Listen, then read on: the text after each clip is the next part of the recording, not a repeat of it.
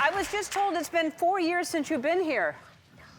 I can't believe it. So fast. I know it does, but you're always traveling. And where are you living now? I live between Washington State, Paris, London, and LA. Okay, so where are the animals? Because you have a lot of animals. Because there I have my sanctuary. You keep them there? Not. They travel with you?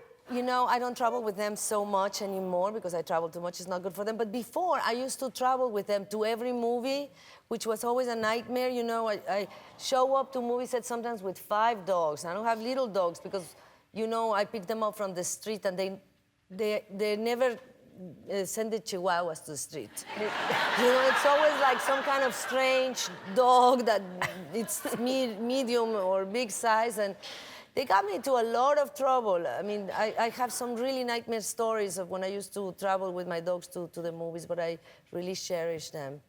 I think the worst one was one time I was in a very luxurious hotel that didn't want my dogs, and I begged them and convinced them, and they said, okay, we're gonna give you this little house that had a fence. You couldn't see inside of the hotel, and it was just a room and like a courtyard. And we were shooting very late this movie, and then at night, I would walk and I would run there. Lupe, which is now 17 years old. Wow. And she's the smartest dog I've had, and her sister, I only took 2, would open the door and wait for me in the courtyard for me to let them in. One day, this is a very luxurious hotel in the Bahamas. I arrive and they're not there. They ran and they went ahead of me, but when I arrived, they're not there. And then I hear this screaming and big commotion. And I have to tell you that Lupe loved cake more than anything in the world. You don't know how many birthday parties were ruined because also she would like get on the counter, go up, open, she'd find the cake.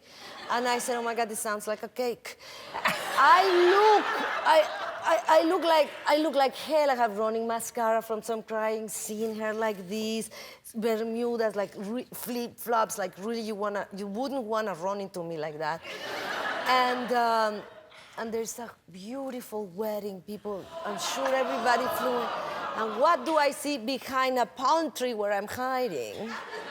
I see the beautiful wedding cake in a little table with 2 chairs for the bride and the groom. Instead of the bride and the groom, there is Lupe and Angie sitting perfectly. And everybody's trying to get the dogs.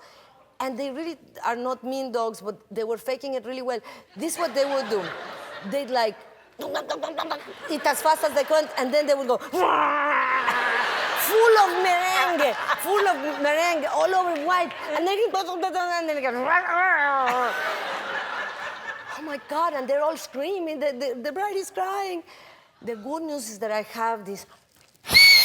have all kinds of whistles for the dogs, and they know that when I whistle in certain ways, they better come right away. Uh-huh.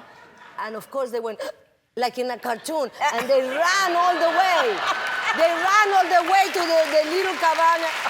And I arrived later, and they're going like this. Oh, no. I have so many stories with my dogs. Right. I'm glad I took them. Yeah. And those are the ones you rescued off the street? They are all, except for one that's a gift, and the one that just passed away that I rescued from an abusive movie trainer. Uh-huh. They're all from the streets in different countries, never from a shelter, always from the streets. Good for you. That's amazing. I love that you do that. I think it's also important, because you have a daughter, I think it's important for kids to grow up with animals so they understand, and it helps them be gentle with animals. Exactly. How old is your daughter now? She's 9. 9? Wow. I think she was tiny when she was here the last time. Yeah, but that was 4 years ago. I know. So what is she into? Oh, she's into the slime craze. I don't know what that means. It's like a very humongous booger, soft booger. That they make and they play with it, and they make it with glitter and colors, and she's obsessed. She knows how to make them, and it's like getting out of control. And then she started selling it at school. And we're having dinner with my husband, and I said, Valentina, why? I don't want you selling selling it at school. This is not right. You can give it away to your friends. If you don't go to school to sell. I mean, you're not, right, Francois? And he goes, right. How much do you sell them for?